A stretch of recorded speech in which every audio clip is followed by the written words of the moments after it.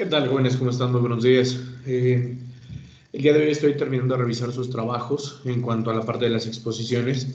Me parece que han sido buenas exposiciones, pero creo que sí hay ciertas cosas que tenemos que puntualizar, ¿de acuerdo? Entonces, para eso les estoy haciendo este video súper rápido, súper sencillo, porque quiero puntualizar algunas cosas que son importantes, ¿de acuerdo?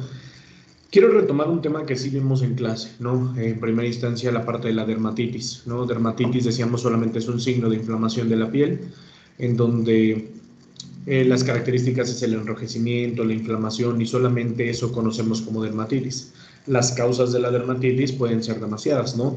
Como lo vimos, la parte de las infecciones, ya no importa si es micótica, bacteriana, parasitaria, fúngica, puede generar una dermatitis, ¿no? Las enfermedades exantemáticas, ¿no? Como rubiola, escarlatina, sarampión, varicela, pueden generar dermatitis. Entonces, dermatitis no es una patología, sino un signo clínico de la piel, ¿no? En donde de alguna manera evaluamos si hay alguna lesión o tenemos algún inconveniente en cuanto a la piel, ¿de acuerdo? Pero sí hay ciertos tipos de dermatitis que se generan principalmente por lo que la están causando, ¿ok? Dentro de la parte de confines del tema de dermatitis existen dermatitis infecciosas, que esa es la que son causadas por virus, bacterias, parásitos u hongos, es decir, una inflamación en la piel secundario a una infección por virus, bacteria, parásito, hongo. Existe una dermatitis que se llama dermatitis por contacto. Es una dermatitis que se genera como mecanismo protector para la piel cuando hay alguna situación que está fastidiando o molestando a la piel. Les pongo un ejemplo. Si en algún momento han utilizado algún zapato nuevo, ¿no? que estrenamos y lo utilizamos ese día, al finalizar el día puede ser que nos haya salido una ampolla, ¿no? Y entonces esa ampolla es resultado a que hubo algo que estuvo rozando la piel de manera constante o generando un contacto de manera constante, y entonces por eso genera esa ampolla o esa vesícula, ¿no? Dependiendo de la clasificación de las lesiones.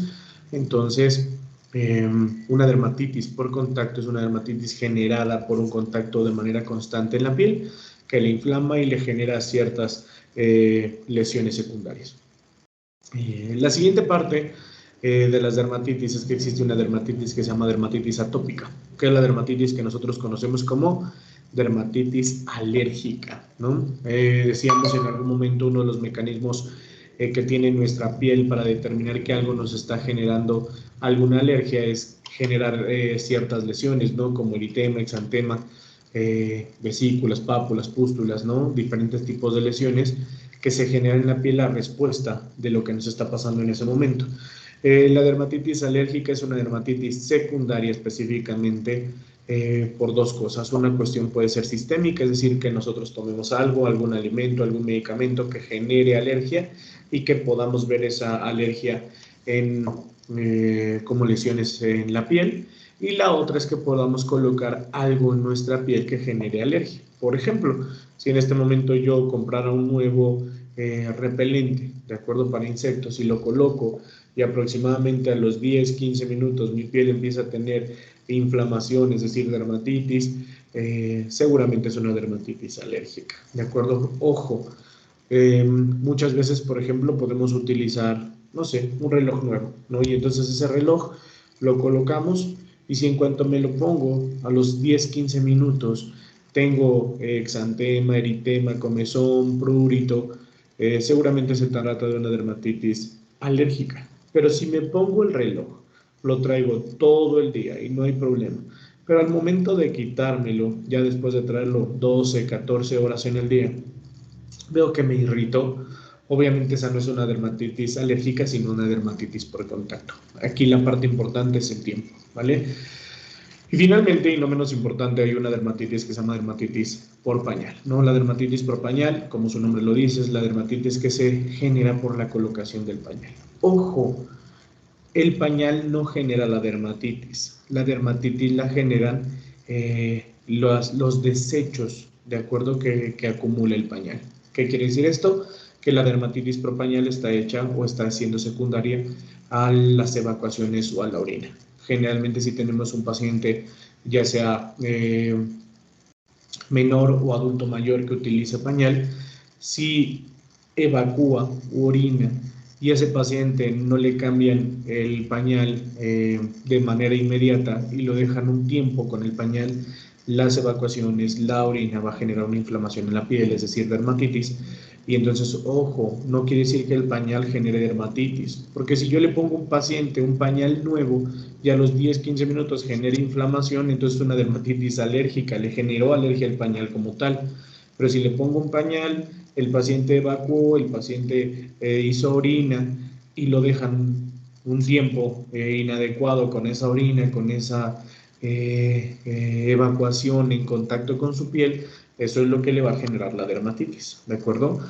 Van a ver que para esa parte no hay ningún tratamiento en específico, el tratamiento es quitarle el pañal, obviamente sucio, e indicarle al cuidador, ya sea el menor o del adulto mayor, que es sumamente importante que en cuanto evacúe o orine hay que retirar o quitar el pañal, ¿de acuerdo? Entonces, eso quería puntualizar con la parte de dermatitis, que fue un tema que vimos anteriormente, ¿no? Revisé el tema de quemaduras, bien explicado, sobre todo la parte de las causas, ¿no? No solamente el agua, no solamente el, el sol puede generar quemaduras, sino como todo lo que nos dijeron, ¿no? La parte eléctrica es sumamente importante, ¿no? Hay varias clasificaciones de las quemaduras. El dato más importante clínico que nosotros tenemos que tomar es la profundidad de la quemadura, que en eso se basa la clasificación, ¿no? Primero, segundo y tercer grado. Pero hay una parte de las quemaduras que nos hacen pensar que es una quemadura grave de primera instancia, ¿de acuerdo? En esa parte de las quemaduras que sean en genitales, quemaduras que sean en cara y quemaduras que sean químicas en cuanto a la inhalación de algo, y finalmente, es decir, una quemadura respiratoria se llama, y finalmente una quemadura eléctrica. Generalmente esas quemaduras siempre se van a considerar como graves, ¿de acuerdo? Para poder pasar a la clasificación general clínica, les decía, el punto importante que tomamos es la profundidad de la quemadura. Si ustedes revisan la bibliografía, van a ver que quemaduras existen grado primero, segundo y tercer grado, y hay unas clasificaciones que dicen cuarto grado. Esto es porque las quemaduras de primer grado, como ya las conocemos, solamente son eritema, hay cierta inflamación, enrojecimiento de la piel, hay dolor, ¿de acuerdo? Pero nada más. En las quemaduras de segundo grado las consideramos a partir de todas las quemaduras que generen ampollas o vesículas, ¿de acuerdo? Si una quemadura no genera ampollas o vesículas, solamente es eritema, es de primer grado. Pero si esa quemadura genera ampollas o vesículas, esa quemadura o empieza a quitar parte de la piel, esa quemadura la consideramos de segundo grado. Las quemaduras de segundo grado las vamos a subdividir, ¿de acuerdo?, en quemaduras superficiales o profundas. ¿Vale? Entonces, el tratamiento, perdón, la sintomatología es similar, hay vesículas, hay pérdida de segmento de la piel, hay dolor, porque ahí en la presentación nos dicen que no tienen tanto dolor, pero sí, sí hay dolor en las quemaduras de segundo grado, incluso podríamos considerarlas como las más dolorosas que existen. Y a nivel de la curación, pues hay que hacérselas, ¿no? Entonces, ese es el tratamiento, pero bueno, ahorita les voy a hablar de eso. Y en la parte de las quemaduras de tercer grado, son las quemaduras más profundas, pueden afectar todas las capas de la piel, o más bien afectan todas las capas de la piel, entre ellas los receptores de la piel, por eso son quemaduras que ya no duelen, pero pueden ir hasta músculo e incluso hueso, ¿de acuerdo? Son las quemaduras más profundas. Obviamente, dependiendo, lo decíamos hace un momento, de la profundidad será el tratamiento. Generalmente las quemaduras de primer grado no tienen ningún tratamiento, le podemos dar ciertos analgésicos o ciertas sustancias que generan analgesia en la piel y nada más. Las quemaduras de segundo grado, como bien lo dijeron, hay que quitar las ampollas o vesículas o flictenas que se hayan formado, porque pueden ser un medio en donde se pueda generar una infección. Las retiramos sin ningún inconveniente y hacemos lavado y curación de la herida, ¿de acuerdo? Las quemaduras de tercer grado generalmente son un poco más complicadas. Generalmente las quemaduras de tercer grado son tratamientos hospitalarios, pero igual hay que lavar muy bien la herida y hay que retirar todo el tejido que pueda estar necrótico, que puede ser escara o esfacelo. Entonces hay que retirarlo al 100% porque si no, eso no nos va a permitir que se cicatrice, ¿de acuerdo?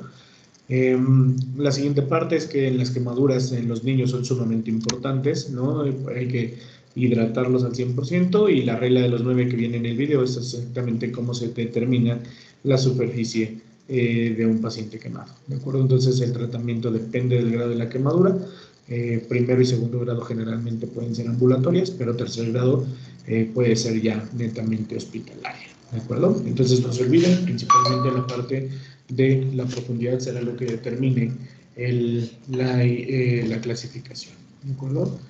El tema de alopecia, yo creo que no hay nada que agregarle, es un tema que está bien explicado. Sobre todo la parte de la alopecia tenemos que determinar cuándo es alopecia y cuándo es pérdida de cabello, ¿no? A pacientes que pueden perder cabello, es decir, que la vida media del cabello sea más corta, que se cae constante pero que sigue creciendo. Entonces eso no es alopecia, eso es pérdida prematura de cabello. La parte de la alopecia generalmente es una patología que no va a haber crecimiento nuevamente dependiendo del tipo de alopecia, como bien nos lo explicaron en el video, y lo más importante es saber cuál es la causa, ¿no? Que hay muchas causas, puede haber causas genéticas, ¿no? Si tenemos un paciente generalmente que su papá fue o que tuvo calvicie o alopecia, entonces es muy probable que lo tenga. Generalmente que hay que tener mucho cuidado, sobre todo en las infecciones micóticas, ¿no? Una infección micótica muy complicada puede generar alopecia permanente, ¿vale? Entonces, dependiendo del grado, dependiendo de la intensidad, hay que dar tratamiento. Como tal, no existe en la actualidad un medicamento que fomente el crecimiento de cabello, que haga el crecimiento de cabello una vez que hay alopecia. Existe esta parte del minoxidil y todo, pero en realidad no estimula los folículos que ya perdieron su actividad, entonces es importante. Entonces, generalmente los tratamientos van a depender del grado, de la causa, y los tratamientos más innovadores son toda esta parte del trasplante y implante de pelo, que lo que hacen es quitar todo el folículo y pasarlo al segmento en donde se está generando la alopecia, ¿de acuerdo? Pero el tema de alopecia muy bien explicado. La parte de las discromías, que es toda esta parte de ¿cómo se llama?, de la modificación en la coloración. Yo sé que en algún momento vamos a hablar primero de albinismo. El albinismo es una patología en donde, como bien nos dicen en la exposición, es una patología que afecta principalmente a los melanocitos, ¿de acuerdo? Pero los afecta desde el nacimiento, es decir, los melanocitos no funcionan de manera adecuada desde el nacimiento.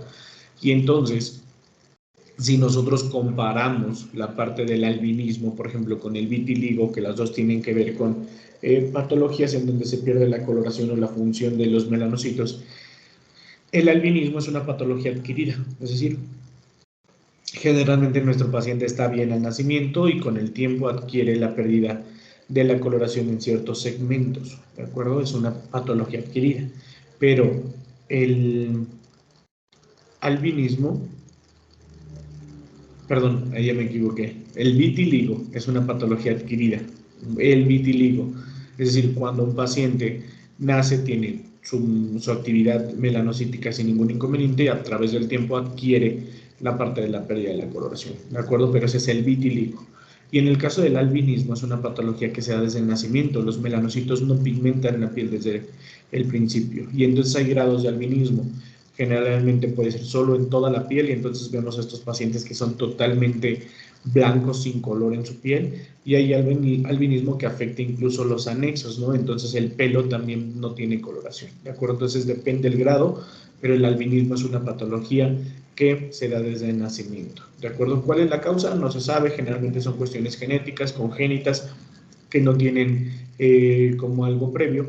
En realidad el cuadro clínico, pues es obviamente como nos decían en la presentación, clínico al 100%, vemos al paciente sin color desde el nacimiento, entonces decimos es albino o tiene albinismo, ¿no? El tratamiento, no hay tratamiento, no existe nada que haga trabajar los melanocitos que no están funcionando en ese momento, entonces lo único que se hace es que nosotros sabemos que si no hay melanina, la piel pierde una protección, una barrera de protección sumamente importante, entonces a esos pacientes hay que siempre cuidarlos del sol, ¿no? De la radiación, del sol, siempre hay que mantenerlos cubiertos, ¿no? Y la parte del melasma es algo que conocemos comúnmente como paño, ¿no? El paño es esta parte, o melasma es esta parte de la piel, sobre todo de la cara, que se va modificando a través del tiempo, a través de la edad. Generalmente son manchas hipercrómicas o acrómicas o lesiones que quedan en la piel. En realidad es que el melasma es una de las características que se generan en la piel, secundario a las exposiciones que nosotros tengamos, es decir, entre más exponga al sol, más sustancias químicas utilice la paciente o el paciente, porque es más común en mujeres, eso va dañando su piel y entonces empieza a generar estragos irreversibles. Aproximadamente nos dice que el melasma, es decir, todas estas modificaciones en la piel, tienen aproximadamente hasta una profundidad de medio centímetro, ¿no? Entonces, sí es comparado con la parte de la piel algo sumamente importante. El melasma no tiene tratamiento, existen ciertas cremas, ¿no?, que en algún momento aclaran un poco la piel y disminuyen la presencia de las manchas, pero cuando la paciente deje de utilizar la crema, las manchas y todas estas modificaciones por la edad y por la exposición a ciertas radiaciones y químicos van a volver a aparecer, ¿de acuerdo? Entonces, en realidad, el melasma es esto que conocemos como paño, es irreversible. En realidad hay ciertos tratamientos estéticos que se han implementado, que funcionan mientras los utilices, pero una vez que dejas de utilizarlos o que dejas de aplicarlos, la piel vuelve a tener estas secuelas, ¿de acuerdo? Entonces, en realidad, estos temas son o estuvieron bastante explicados, solamente quería puntualizar esta parte, ¿de acuerdo? Entonces, solamente y como bonus track para este video, y espero que lo hayan visto todos, que lo vean, que se den tiempo para hacerlo. Entonces, como bonus track les voy a decir que el examen final viene sencillo, vienen ciertas cosas que vimos al principio, como parte de epitelios y todas esas cosas que ya sabemos, pero que un 70-75% del examen hay que aprendernos toda la parte de la clasificación de las lesiones, ¿de acuerdo? Y el resto de las preguntas vienen con respecto a cosas que acabamos de puntualizar en este video, cosas que vimos en las presentaciones o cosas que vimos en la clase. ¿De acuerdo? No se olviden también de la clase, por ejemplo, de tumores benignos, malignos, que ya aclaramos en la clase o que vimos en la clase, eso también puede venir. ¿De acuerdo? Entonces, quedo a sus órdenes, cualquier duda, cualquier pregunta, háganmela saber. Espero que tengan o que estén pasando un excelente fin de semana. ¿De acuerdo? Que estén muy bien.